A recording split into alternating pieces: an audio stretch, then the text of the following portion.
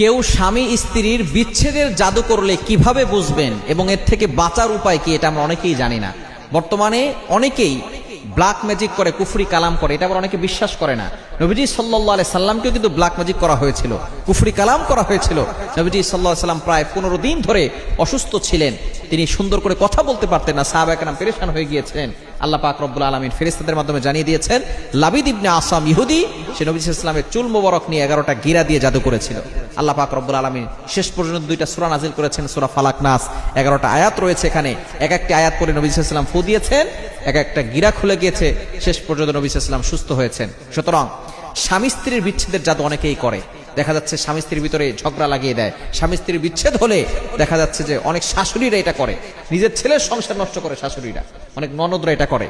আবার অনেক প্রেমিকা আছে যারা কোনো ছেলেকে পছন্দ হয়েছে, বাস তার সংসার নষ্ট করার জন্য এটা করে। খবরদার, এটা কখনো করবেন না।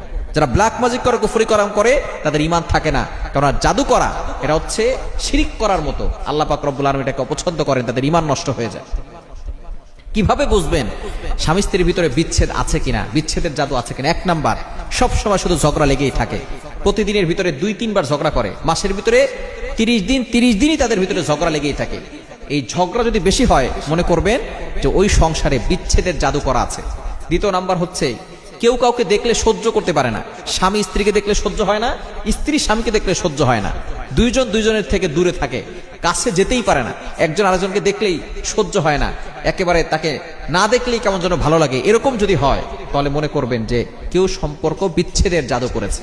এবং 3 নাম্বার, যদি কারো কাছে কেউ গেলে শরীর জ্বলে, যেমন স্ত্রীর কাছে স্বামী গেলে তার শরীরে জ্বালা পড়া শুরু হয়ে যায়, অথবা স্বামীর কাছে স্ত্রী গেলে স্ত্রীর শরীরে জ্বালা পড়া শুরু হয়, মনে করবেন যে আপনাদেরকে কেউ সম্পর্ক বিচ্ছেদের জাদু করেছে। এই জাদু করলে করণীয় কি? সাথে সাথে জাদু কাটার আমল করতে হবে। জাদু কাটার আমল কিভাবে করে, এটা আমি এক জায়গায় বলেছিলাম। জাদু কাটার আমল করার জন্য আপনি সূরা ফাতিহা, ওযু করে একটা কাঠের চেয়ারে বসে সূরা ফাতিহা পড়ে একটা ছুরি ডান হাতে নিয়ে এভাবে রাখবেন।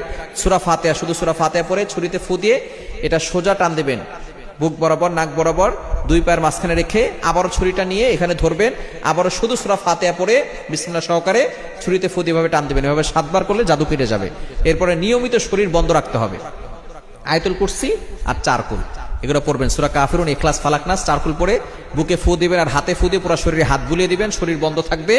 এবং স্ত্রীকে বাধ্য করার জন্য স্বামী একটা আমল করবে, স্বামীকে বাধ্য করার জন্য স্ত্রী আমল করবে। আমলটা হচ্ছে সূরা তাহার 39 নম্বর আয়াত, 39 নম্বর আয়াতের অংশ, ও আলকাইতু আলাইকা মাহাব্বাতাম মিন্নি, এতটুকু 21 বার করে পড়বে। স্বামী পড়লে স্ত্রী স্বামীর বাধ্য হবে, এবং স্ত্রী পড়লে স্বামী স্ত্রীর বাধ্য হবে। ইনশাআল্লাহ আমলগুলো করলে